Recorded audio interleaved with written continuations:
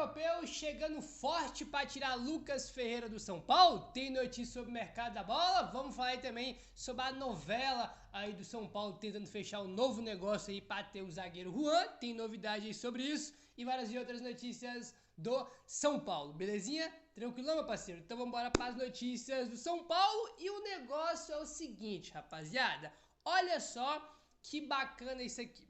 De acordo com a nova edição do relatório elaborado pelas consultorias Galápagos Capital e Outfield, o São Paulo levaria cerca de 7 anos e meio para quitar suas dívidas caso destinasse 20% da sua receita para esse fim, tá?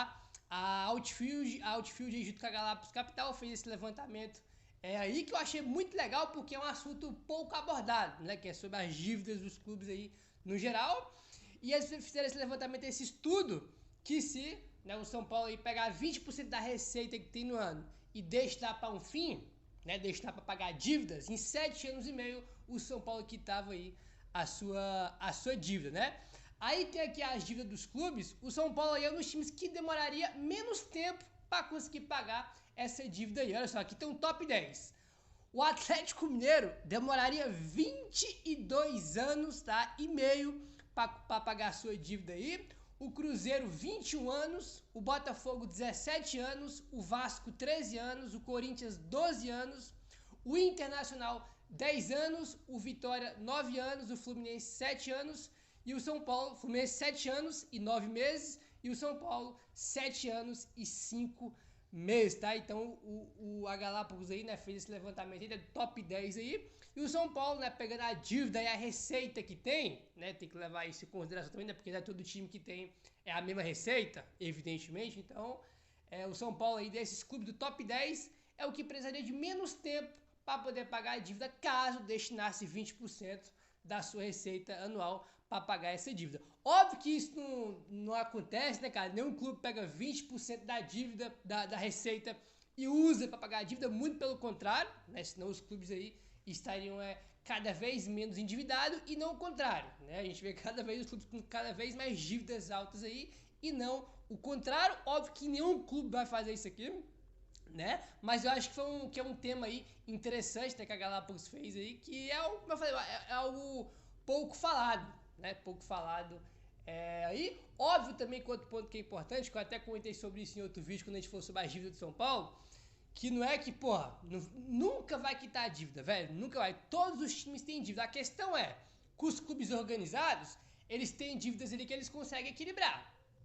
Entendeu? O Palmeiras, por exemplo, tem dívida, eles conseguem equilibrar. O Flamengo também tem, entendeu? São Paulo, por exemplo, sempre vai ter dívida. A questão é não ter dívida a curto prazo e conseguir equilibrar, Principalmente se ele fazer essas dívidas bancárias que o São Paulo tem, que é a pior coisa que existe, entendeu? Mas eu achei que foi um tema aí bem interessante, da Galápagos aí, junto com a Outfield fez, que é um tema pouco falado. Detalhe, pra quem não sabe, pra quem não lembra, quem fez esse levantamento foi a Galápagos e a Outfield, que é quem está junto com o FIDIC no São Paulo, São as duas empresas aí que estão junto com o São Paulo fazendo aí o FIDIC, que é o fundo de investimento aí para pagar justamente as dívidas bancárias do Tricolor, belezinha? Segundo dados do SofaScore, o São Paulo lidera o ranking de cartões amarelos e ocupa a segunda posição entre os times que mais cometeram pênaltis na competição até o momento. O São Paulo recebeu até aqui, em 11 rodadas do Campeonato Brasileiro, o São Paulo recebeu aí 38 cartões amarelos, Da média aí por jogo de 3,45 de média por jogo, entendeu? É o maior índice entre todos os clubes do Brasileiro. Então o São Paulo mais toma cartão, que tem a maior média também de cartões aí por jogo nesses 11 primeiros jogos do Campeonato Brasileiro. São Paulo é um time muito indisciplinado nesse aspecto aí de tomar cartão, O cartão vermelho, foi pro Caleri, que foi o único, foi no jogo contra o Galo, que ele entrou no segundo tempo e acabou sendo expulso. O São Paulo também aparece como o segundo time que mais cometeu pênaltis, com 3 infrações aí, ficando atrás apenas do Grêmio, que tem 4, O São Paulo fez aí 3 pênaltis, é o segundo time que mais cometeu pênaltis, foi pênalti contra o Santos, naquela vitória por 2-1 no Morumbi, o gol do Santos foi de pênalti. Fizemos pênalti também contra o Mirassol e também contra o Bahia. 3 pênaltis que o São Paulo cometeu aí nesses 11 primeiros jogos de campeonato brasileiro. Então, o time é muito disciplinar em cartão e também cometendo bastante pênalti, né, cara? Só não fez mais pênalti com o time do Grêmio. Cara, esse negócio de cartão do São Paulo é a cara do técnico, né? O Belgique que toma cartão a rodo, fica de fora de um monte de jogo aí importante do time do São Paulo. Já comentamos muito sobre isso. No jogo de ida da Libertadores ele não vai estar lá em Medellín, na Colômbia, né? Porque tá suspenso. E o time do São Paulo em campo, cara, reflete o técnico, é a mesma coisa. Também, se ele toma muito cartão, o time também toma, entendeu? É impressionante aí o tanto de cartão que o técnico toma e isso passa pro time, né? Tanto que a gente tá olhando aqui em números, né? Os números não deixam a gente mentir. É isso aí, tá bom? Enfim, vamos mudar de assunto agora, rapaziada, e vamos entrar agora no assunto Juan, porque temos aqui algumas questões complicadas para comentar sobre o Juan, por quê? Todo mundo sabe, o contrato do Juan vai acabar já agora nesse mês, no dia 30 de junho. Ele tá aí por empréstimo pelo Sassuolo ao São Paulo. E o que acontece? São Paulo atrasou a segunda parcela do empréstimo, acertou metade do valor, comentamos isso no vídeo ontem. Os caras lá estão fazendo um jogo duro para estender o empréstimo do Juan até o final do ano e depois o São Paulo começar a pagar o valor da compra definitiva do Juan. Só que agora, né, além desses problemas aí, dessas dificuldades que já existem, que todos conhecem, tem mais um agravante, tá? Ele tá machucado, provavelmente, tá? Eu falo provavelmente porque não tá confirmado ainda, ele vai fazer uma cirurgia e aí que entra mais um problema, entendeu? Que é a questão da cirurgia que ele deve fazer aí. Acho que isso é até surpresa, né? Ninguém esperava que o Juan fosse fazer a cirurgia aí, mas é o que deve acontecer, tá? Bom, o GE trouxe aqui algumas informações, tá? Tem informação também do André Hernan pra gente comentar depois. Vou ler aqui e a gente vai pontuando em cima porque é muita coisa, tá? Vamos lá. O futuro do zagueiro Juan no São Paulo ganhou ainda mais capítulos de dúvidas nos últimos dias. Com contrato de empréstimo apenas até o fim de junho, o defensor pode ter que passar por uma cirurgia no joelho direito.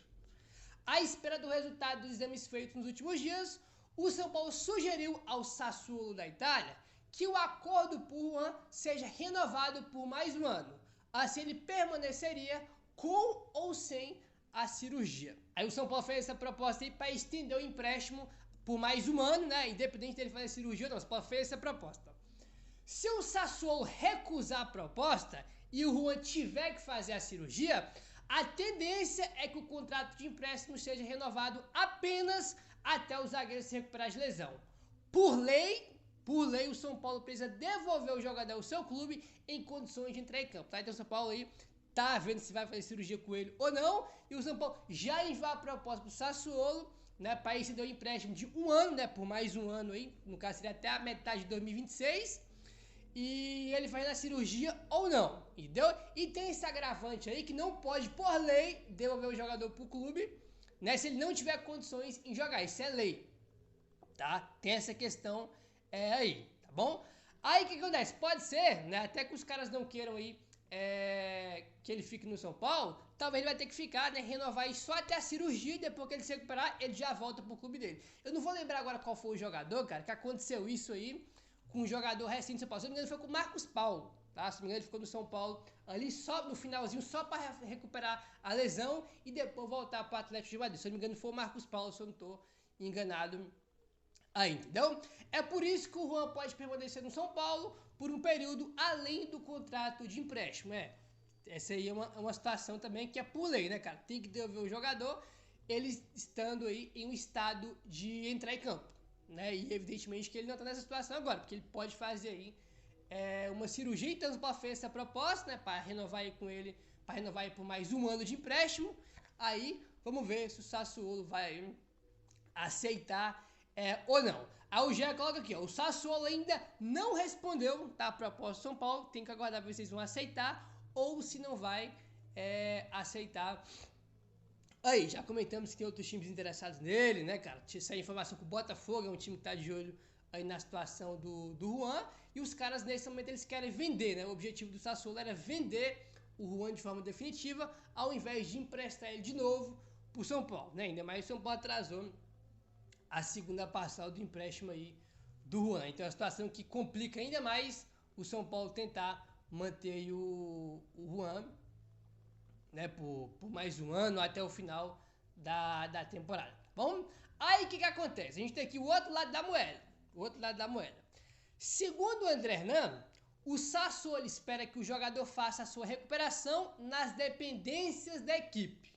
O São Paulo e o Sassuolo ainda não chegaram a acordo se o zagueiro será comprado agora ou se os italianos vão aceitar um novo empréstimo. Tá? Então o Sassuolo quer que ele volte para a Itália e se recupere lá. Tá? Se recupere lá na Itália, né, que é o clube, né, que é o Sassuolo, que é o clube que detém os direitos econômicos aí do Juan. Tá bom? Tem mais aqui, vamos lá. Por outro lado, o Juan acredita que a estrutura fornecida pelo São Paulo é muito boa e que aqui ele vai ter uma boa recuperação.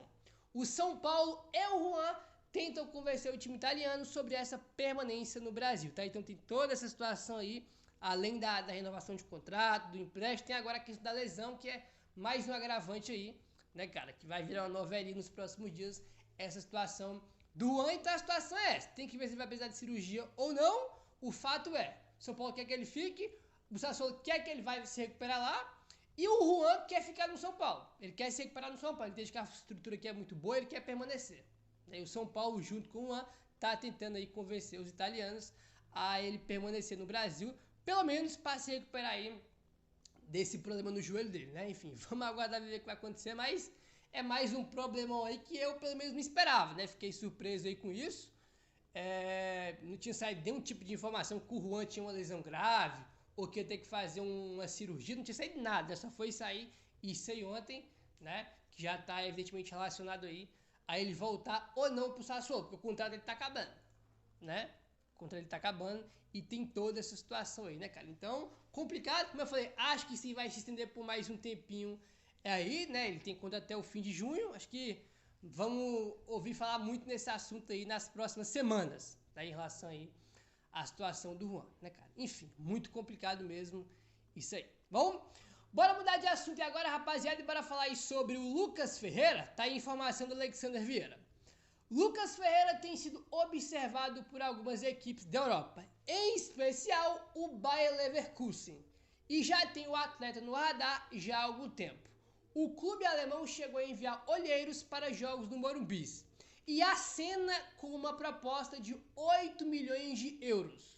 Mas a diretoria do São Paulo afirma que ainda não chegou uma proposta oficial, né? Mais aquela acenando a sinalização, né? Que está disposto aí a pagar 8 milhões de euros pelo Lucas Ferreira.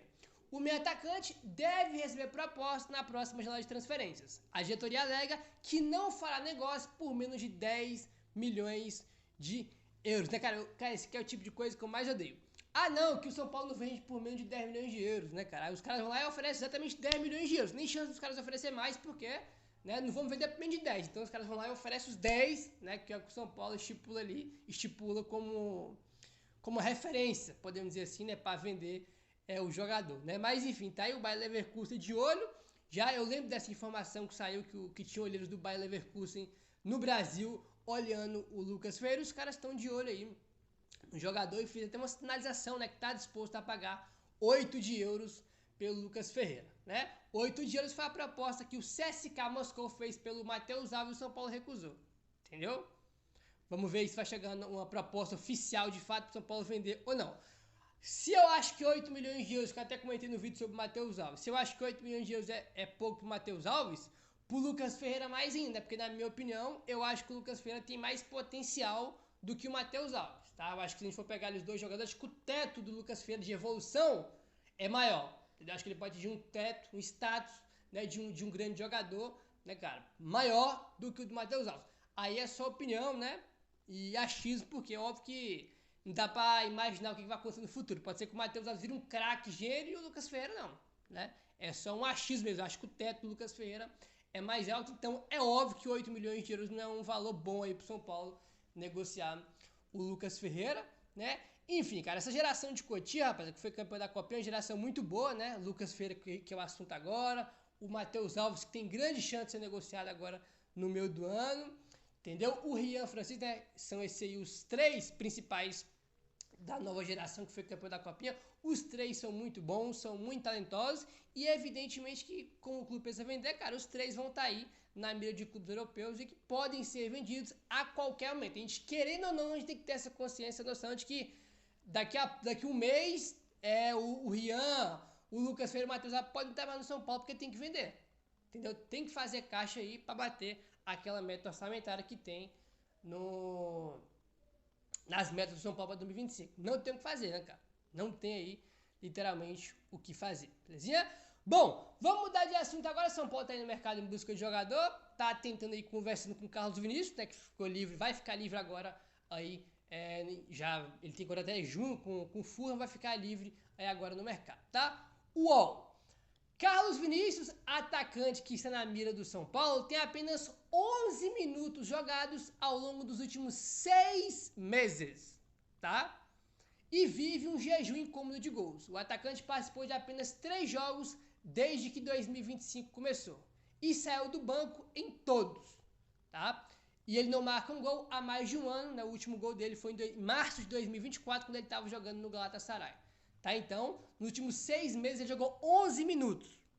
Tá? Tem mais de um ano que ele não faz gol e nos últimos 6 meses ele jogou 11 minutos apenas. Tá entrando em alguns jogos aí na segunda etapa. Os números deles são bem ruins, né, cara? Tanto de gol aí e tudo mais, mas um jogador que o São Paulo tá de olho no mercado, vai ficar livre agora, né? Tem que acertar salário e luva com ele, não tem que pagar para dar um time para comprar o jogador, e vai ser nesse perfil que o São Paulo vai buscar reforço aí, né? E o Carlos Vinícius é um nome aí na mira. Meu querido, se inscreve no canal, deixa o like, valeu, tamo junto e saudações tricolores.